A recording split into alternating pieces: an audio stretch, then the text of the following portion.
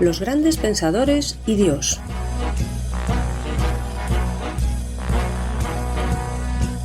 ¿Qué pensaban acerca de Dios las grandes mentes que nos han legado su saber? ¿Su opinión acerca de Dios condicionó su vida? Los grandes pensadores y Dios es una serie de entrevistas con el profesor Javier Álvarez Ballesteros, doctor en filosofía, catedrático de bachillerato y profesor en la Facultad de Teología Evangélica. Cada semana, en este mismo día y a esta misma hora, presentada por Daniel Baluja, podrás escuchar aquí una nueva entrevista que te descubrirá, de forma amena y sencilla, las inquietudes existenciales de los sabios a lo largo de la historia.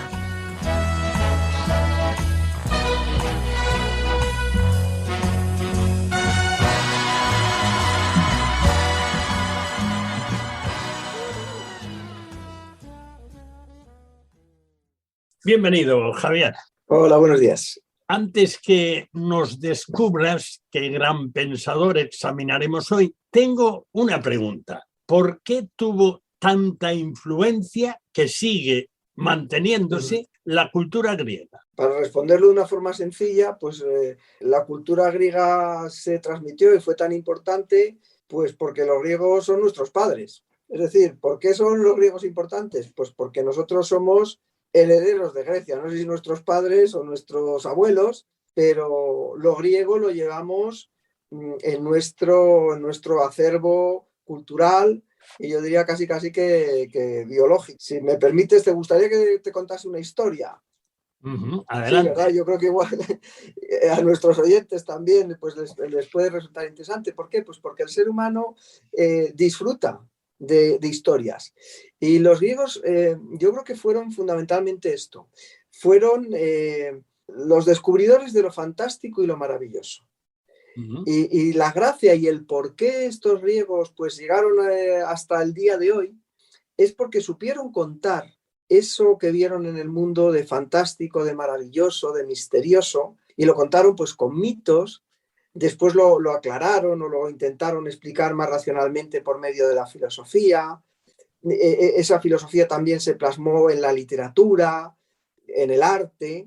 Entonces, pues tú que eres un melómano, piensa, por ejemplo, cuántas óperas hay que tienen temas de mitología griega. Pero el teatro, nuestro teatro, el teatro universal, es heredero de Grecia. O sea, primero Homero hizo esos poemas épicos, la Ilíada y la Odisea, pero luego inventaron el teatro, la tragedia, y no solamente la literatura, también lo que son las artes plásticas, la escultura, esos cánones de belleza que todavía utilizamos, la arquitectura.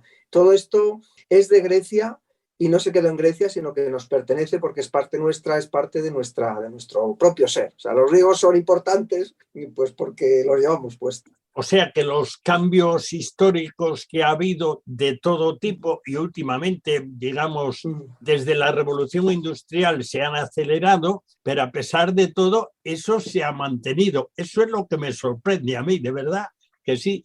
Efectivamente, es que seguimos siendo griegos. Es decir, la cultura universal, claro, no es solamente Grecia. Es cierto que hay esta raíz originaria, sobre todo de la ciencia, de la técnica, del arte, de los valores, palabras que utilizamos. Democracia, ¿cómo se dice democracia en griego? Pues democracia, la palabra política. Es decir, hay muchas palabras que todavía decimos, y no solamente en castellano, sino lenguas también pues del norte de Europa, no solamente lenguas latinas, utilizan estas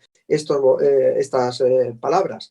Entonces no fue solamente la herencia griega, hay después también una herencia romana. Pero claro, esta herencia romana, como tú decías al principio del programa, es una herencia romana impregnada de lo griego. La Grecia, decía un historiador romano, la Roma conquistadora fue por Grecia conquistada. Es decir, los griegos absorbieron esa cultura griega y nos la transmitieron. Pero nos la transmitieron además por otra fuente que es importantísima para entender lo que somos, que es el cristianismo. Roma asumió Grecia, el cristianismo asumió gran parte de lo que fue Roma. La gran aportación de Roma es el derecho, la filosofía griega, el derecho romano, los valores judío-cristianos. Luego hay aportaciones de los pueblos bárbaros, es decir, que es la historia es un continuo. Hay a veces saltos, hay aparentes rupturas, pero hay, digamos, una raíz, un hilo conductor, un hilo que nos permite explicar la historia, y ese hilo, en el caso de la cultura occidental, pues yo creo que se puede entender que su núcleo, su punto de inicio, o uno de los puntos de los nódulos fuertes de las raíces occidentales está, por supuesto, en Grecia. ¿De qué gran pensador griego nos hablarás hoy? Bueno, pues hoy teníamos pensado hablar de Platón. Platón, que en realidad no se llamaba Platón. Platón es un apodo, es su nombre, el nombre de este gran pensador, su nombre real era Aristócles. Pero le pusieron un apodo porque debía ser un hombre fortachón, y entonces le pusieron Platón, que significa ancho de espaldas. Le conocemos, es un filósofo al que conocemos por el mote. ¿Y quién era Platón? Bueno, pues Platón es un ateniense, nace cerca de Atenas, en un lugar que se llamaba Egina, en el año 428 a.C. aproximadamente. Es, por supuesto, discípulo de Sócrates. Es un hombre que viaja, que ve lugares, viaja, por ejemplo, a Egipto, ahí conoce pues, la sabiduría antigua de los egipcios, de los sabios egipcios. Viaja a Siracusa en el año 388 y ahí pues, tiene un intento un poco aventurado para un filósofo, como es intentar hacer que sus ideas políticas se llevaran a la práctica. Entonces había ahí un tirano que se llamaba Dionisio de Siracusa. Entonces intentan poner en práctica las ideas de Platón y no le salió demasiado bien la cosa. Platón termina siendo vendido como esclavo, ni más ni menos, luego rescatado, vuelve a Atenas, funda en Atenas una escuela que se llama la Academia Platónica. Y después de esta estancia en Atenas vuelve otra vez a Siracusa y bueno, pues al final fallece en Atenas aproximadamente en el año 347 a.C. ¿Qué influencia tuvo en Platón su maestro Sócrates? Pues muchísima, porque algunos han llegado a decir que la filosofía de Platón no es sino una reflexión acerca del filósofo asesinado. Es decir, Sócrates fue condenado a muerte, lo veíamos en un programa anterior, y es condenado a muerte por un régimen democrático, o por lo menos formalmente democrático, y esta muerte de Sócrates, de un hombre honesto, de un hombre que, digamos que pudiendo escapar de la muerte, se enfrenta con ella, se enfrenta con una serenidad tremenda, impactó muchísimo a su discípulo Platón. De manera que Platón intentó, digamos, dar una forma filosófica, una forma sistemática, una estructura argumentativa, digamos, a lo que podía ser el pensamiento y las verdades y las ideas que su maestro profesaba. ¿Podemos decir entonces que en cierta manera la muerte de Sócrates, esa forma de morir por querer someterse a la ley aunque fuese injusta, fue para Platón la gran lección? Pues sí, yo creo que normalmente en la filosofía no son solamente ideas lo que nos mueve a pensar, por muy interesantes que estas puedan ser, sino que hay por debajo de esas ideas hay vivencias personales, vivencias que tienen que ver con nuestra propia biografía personal, con nuestras propias circunstancias históricas y vitales. Y en el caso de Platón, así parece. Incluso no lo hemos comentado antes, pero Platón es un personaje que nace en la aristocracia, que por sus, digamos, antecedentes familiares estaba destinado a la política. Y claro, la política de aquel momento es una política marcada por la democracia, y Platón va a ser lo que va a decir Karl Popper después. Popper es un filósofo también muy importante, sobre todo un pensador de filosofía de la ciencia. Va a decir que Platón es un enemigo de la democracia, este Popper nacionalista de enemigos de la democracia, y ahí pone a Platón, y yo creo que es una buena calificación. Pues fíjate hasta qué punto esa propia experiencia de haber visto que su maestro es condenado a muerte por un determinado sistema político hace que Platón reaccione contra ese sistema político y que enfoque todo su pensamiento, que algunos también interpretan fundamentalmente desde la vertiente política de las ideas, pues es, digamos, una confrontación con el régimen que causó la muerte de su maestro. ¿Se puede resumir, sin ser muy extenso, el eje del pensamiento de Platón? Bueno, pues podemos intentarlo, porque Platón es un autor interesante porque en Platón vemos el primer filósofo sistemático. Es decir, Platón nos va a ofrecer una visión completa de la filosofía. Es decir, en Platón vamos a encontrar una metafísica, es decir, una comprensión de qué es lo real, una antropología, es decir, la respuesta a qué es el hombre, una ética, un pensamiento que hablábamos hace un momentito, un pensamiento político también muy interesante, incluso una teología. Es decir, que Platón elabora todo un sistema de pensamiento. ¿Cuál es el eje central, el eje que articula la filosofía de Platón? Pues yo lo resumiría en dos palabras. Por un lado diría idealismo y por otro lado diría dualismo. O sea, lo que Platón nos ofrece es una distinción importante cuando Platón analiza el mundo, lo real. Entonces él ve que una cosa es la apariencia, y las cosas que parecen, que se presentan ante los ojos de la contemplación humana, y otra cosa es la realidad, y que no es lo mismo la realidad que la apariencia. Esto es una cosa que puede chocar mucho con el mundo actual, porque para el mundo de hoy lo que se valora muchas veces es lo que se aparenta, pero Platón distingue esta distinción entre el mundo tal y como nosotros lo vemos a través de los ojos y ese otro mundo que corresponde con la idea, con lo ideal, con lo que realmente es. Y eso, digamos, sería su concepción acerca de la realidad, pero en el caso del ser humano pasa lo mismo. Cuando analizamos la antropología de Platón, lo que vemos es que Platón proyecta esas categorías metafísicas, esas categorías del mundo, también en el ser humano. O sea, en el ser humano hay una apariencia. La apariencia del ser humano sería el cuerpo, lo externo, pero hay una realidad más profunda, que es la verdadera realidad, que es el alma. El ser humano no es lo que nosotros vemos exterior, sino que el ser humano es la profundidad, la intimidad del alma, un alma que para Platón es eterna, es inmortal, es casi, podemos decir, de naturaleza divina. Entonces esto sería más o menos el dualismo platónico. Hay dos mundos, un mundo eterno, que sería el modelo de las cosas, y hay un mundo temporal, un mundo donde las cosas cambian, donde hay objetos que se parecen mucho a otros, pero no son iguales, y es un mundo sujeto al tiempo. Este mundo, digamos, temporal, este mundo físico, es una copia de ese mundo ideal que son las ideas. A lo mejor esto es un poquito abstracto, déjame que te ponga un ejemplo. ¿Me lo permites? Naturalmente. Sí. Bueno, pues mira, es como, este es un ejemplo tomado de esa novelita tan interesante, El mundo de Sofía, donde se nos narra de una forma muy, muy bonita, muy bien, además desde el punto de vista académico muy correcta, la historia de la filosofía. Entonces ahí nos dice, le pregunta el protagonista de la película, de la novela a su discípula, le dice, ¿por qué las magdalenas que uno ve en un escaparate, dice, ¿por qué las magdalenas se parecen tanto entre sí? Y claro, la respuesta que encuentra la niña, que es digamos, la protagonista de esta película, El mundo de Sofía, de ahí viene el nombre de la novela, dice, claro, pues porque han sido hechas a partir de un mismo molde.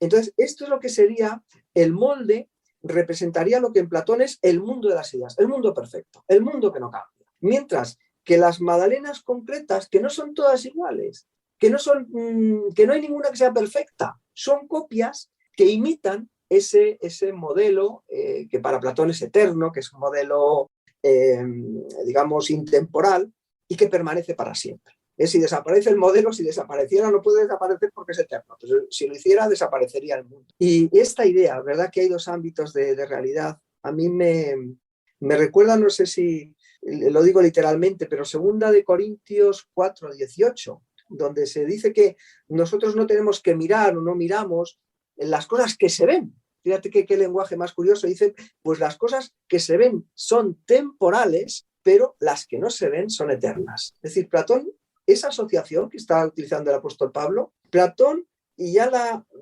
ha hecho con anterioridad. Y este es el eje de la filosofía de Platón. Hay cosas que se ven, hay cosas visibles, pero estas cosas visibles son pasajeras, son temporales. Pero hay una realidad que es una realidad permanente, que es una realidad eterna, pero esta realidad no se ve con los ojos del cuerpo. Tenemos que verla con los ojos del alma. Esta dualidad va hasta los ojos. Para Platón tenemos unos ojos en el cuerpo que nos permiten ver las cosas del mundo físico, las cosas aparentes, pero tenemos también el ser humano, tiene unos ojos en el alma, que es su verdadera naturaleza, que le permiten ver, que le permiten captar también las cosas que son eternas. Entonces esto sugiere, entiendo yo, sugiere que lo que existe fue creado a partir de ideas perfectas y eternas. Esta pregunta es interesantísima. Yo creo que aquí está, digamos, por un lado, la analogía con Platón, pero por otro lado también la diferencia entre la filosofía griega y el mensaje de la religión judeocristiana. Vamos a ver, que las cosas que existen, que las cosas temporales, han sido hechas a partir de algo que no se ve, que estaba en la mente de Dios, eso, hasta ahí estamos de acuerdo, platónicos y también pues, el mensaje de la revelación judeocristiana.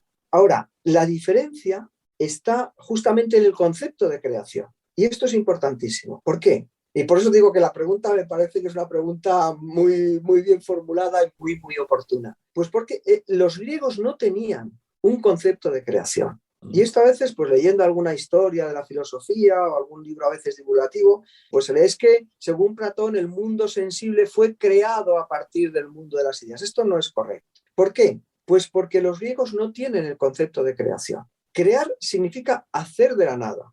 Dijo Dios, pues sea la luz y sale la luz. Y aparezca la tierra y aparece la tierra. Eso es crear. Ahora, en el caso de Platón lo que tenemos es dos ámbitos diferentes. Tenemos, por un lado, las ideas, que son inmateriales, que no están en ningún sitio, que son pero no están.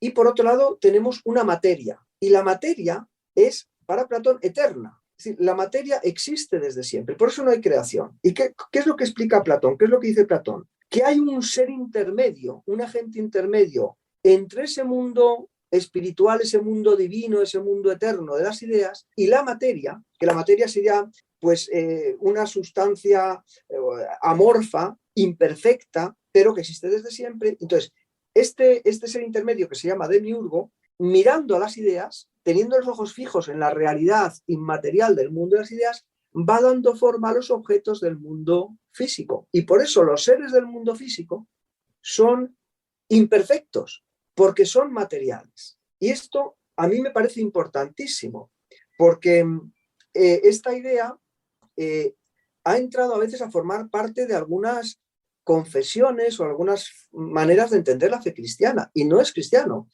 Cuando Dios crea el mundo, que sale de sus manos, lo crea perfecto. Y esto es muy importante. Para el platonismo, la materia es mala.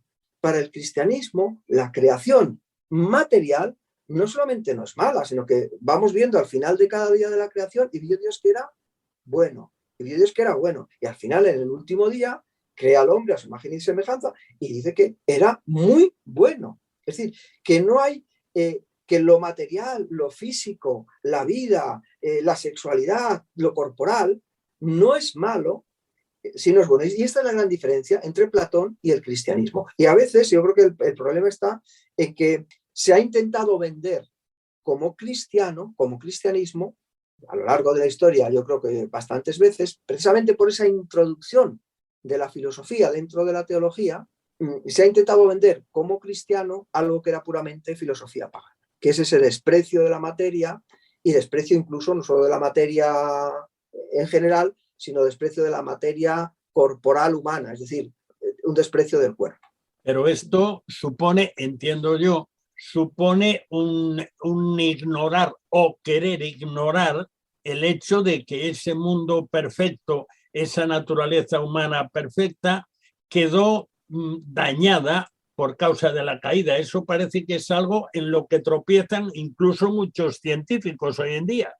Sí, este es un concepto también, un concepto apasionante, el concepto de la caída. Es verdad, la creación sale perfecta de las manos de Dios, pero hay un momento en el cual se introduce, aparece, digamos, por la desobediencia de Adán y Eva, pues aparece la maldición sobre el mundo y sobre el mundo físico, sobre el universo entero. Esto es un tema apasionante, es decir, no solamente está caído el hombre, es que con él ha caído toda la creación, y la creación está anhelando la redención también. Por eso la ecología yo creo que también es un valor muy importante para para los cristianos, porque entendemos que tenemos una responsabilidad también en el destino del universo. Esta, digamos, sería la explicación bíblica, ¿sí? Que hay una naturaleza originariamente creada buena, con esos aspectos espirituales y esos aspectos también corporales,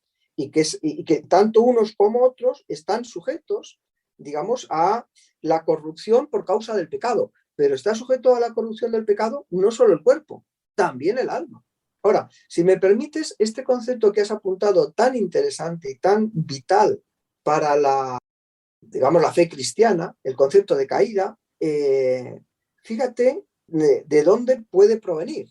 Porque si hiciéramos una pregunta a las personas que nos escuchan, que escuchan este programa, ¿podrías buscarme un versículo en la Biblia donde se defina al pecado como caída? Donde se diga, es que se produjo la caída. Es curioso. Le podemos dar vueltas. Yo a veces en la Facultad de Teología se lo pregunto a mis alumnos, se lo pongo como deberes para el día siguiente, para que al día siguiente, en la clase siguiente, pues me digan, no he encontrado ninguno. Es que es curioso. Esta palabra caída, aplicada a la teología, introducida en la teología, tiene digamos, un origen platónico. Es a través de la filosofía, sobre todo del pensamiento de los filósofos de Alejandría, especialmente Orígenes, que esta palabra se introduce en la teología. ¿Por qué? Te lo puedo explicar, no sé qué tal vamos de tiempo, pero te lo cuento rapidito. Bien. Aprovechamos la paciencia de los que nos escuchan. Pues mira, Platón pensaba, como hemos comentado antes, que el ser humano es fundamentalmente su alma. Ese alma humana pertenece originariamente al mundo de las ideas. O sea, el alma humana es eterna, que esto también es diferente con el cristianismo. Para los cristianos el alma no es eterna. El alma es inmortal, pero no es eterna. Es decir, ¿qué significa eterno y qué significa inmortal? Eterno significa que no tiene origen ni fin, y eso es lo que pensaba Platón, decía que era divina. Entonces, pertenece al mundo de las ideas, es divina. Para los cristianos el alma tiene un origen, ha sido creada, tiene un principio en la creación, pero una vez que ha sido creada, pues está destinado el ser humano a vivir para siempre. Como las cosas que hace Dios, pues las hace buenas, y al hombre le hizo para vivir para siempre. Entonces, ¿cómo entró el concepto de caída? Pues este alma humana, según Platón, este alma humana pertenece a ese mundo de las ideas. Y su lugar natural es precisamente vivir en ese lugar. El alma humana es inmaterial y pertenece a un mundo inmaterial. Entonces dice Platón, esto Platón lo explica curiosamente utilizando mitos, y escribe un mito que se conoce como el mito del carro alado, en el que compara al alma con un carro que tiene unas alitas. Entonces dice que por un delito o pecado o falta que cometió, ese carro alado, que es el alma, pierde las alas y se cae. De ahí la palabra caída. Cae del mundo de las ideas, del mundo de arriba al mundo físico, que es el mundo de abajo. Entonces, esto era la caída. Cayó del mundo de las ideas al mundo sensible. Ahora, si nos pasamos al cristianismo y preguntamos, bueno, ¿y de dónde se cayó el alma? ¿De dónde se cayó el alma? Y vemos que no es que hubiese otro mundo, ¿verdad? Es que la filosofía de Platón fue introducida por los padres de la Iglesia para explicar la teología cristiana. Entonces, en esta explicación de la teología y del dogma cristiano se utilizaron en muchas ocasiones pues palabras que provenían del acervo científico, del acervo filosófico de los pensadores griegos. Por eso lo dijo de la palabra es interesante. Hombre, ahora podríamos decir sencillamente, no nos caímos de ningún sitio, no es que caímos del cielo a la tierra, es que caímos en el pecado. O sea, estábamos en esta tierra y caímos en pecado. Pero la historia del concepto, pues, tiene su aquel. Tiene tela. Bueno, sí. De una forma muy resumida, yo creo que hemos dado un pequeño paseo por una biografía interesantísima y que, por lo último que tú has comentado, sí que ha tenido y sigue teniendo mucha influencia en el ámbito cristiano, y seguramente que muchas veces se invocan principios que proceden de las ideas de Platón y no de las ideas bíblicas, seguramente.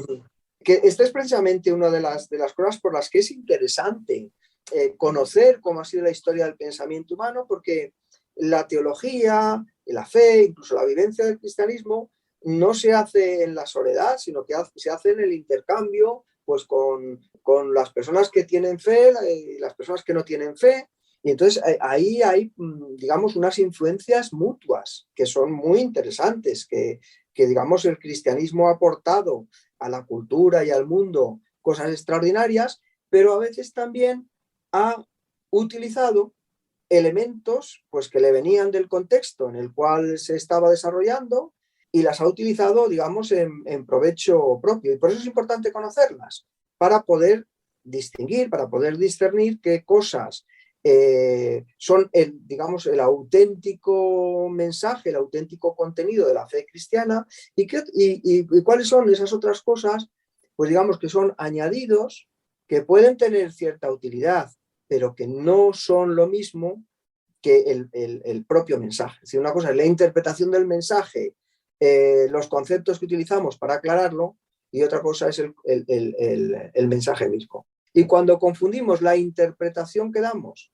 con el mensaje, pues ahí puede haber equívocos. Y en concreto, en el tema que estamos hablando hoy, el cristianismo muchas veces, por su cercanía con el pensamiento platónico, por la gran utilización que se ha hecho del pensamiento platónico, pues ha dado lugar a confusiones y muchas veces se ha confundido y se ha hecho pasar por cristianismo lo que no era nada más que un puro platonismo, como es, por ejemplo, todo el desprecio, claro, lo que es el desprecio de la materia. O sea, ¿cuántos acusan hoy incluso claro, cuando uno conoce un poco las escrituras, pues es difícil caer en estos temas, pero cuántas veces uno dice, no, es que los cristianos quieren vivir alejados del mundo, es que los cristianos desprecian la materia, los cristianos desprecian el cuerpo, los cristianos desprecian la sexualidad. No, es que eso no es cristiano. El cristiano no desprecia el mundo, el cristiano ama profundamente el mundo porque el mundo es, aunque caído, creación de Dios.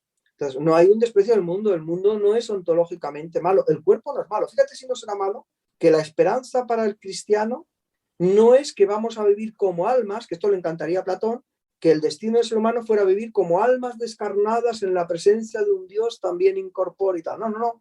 La esperanza de la que habla del cristianismo histórico es la resurrección. La resurrección. No que yo, la idea no es que yo me muero y voy al cielo y ahí me quedo para siempre. No. La idea es que un día estos huesos que se deshacen y que vuelven al polvo van a levantarse de nuevo. Claro, esto para un griego influido por Platón, esto le debía parecer una cosa absolutamente, como nos parece hoy, ¿no? Le parece a mucha gente, pues una cosa absolutamente increíble. Como pasó en el Areópago en su día con Pablo, cuando habló de eso. Es. Cuando empieza a hablar de la resurrección, o sea, a los griegos les encantaba oír todo tipo de historias. Pero claro, cuando empieza a hablar de la resurrección, ya ahí sale por pies, como diríamos, ¿no? Ya hasta ahí hemos llegado. Nosotros también hasta ahí hemos llegado. Muchas gracias por esta nueva aproximación a la mente de los grandes pensadores a lo largo de la historia. Si quieres dejarnos un título de algún libro. Bueno, si tuviese que decir un libro de Platón, lo dejo por ahí por si a alguien le puede interesar.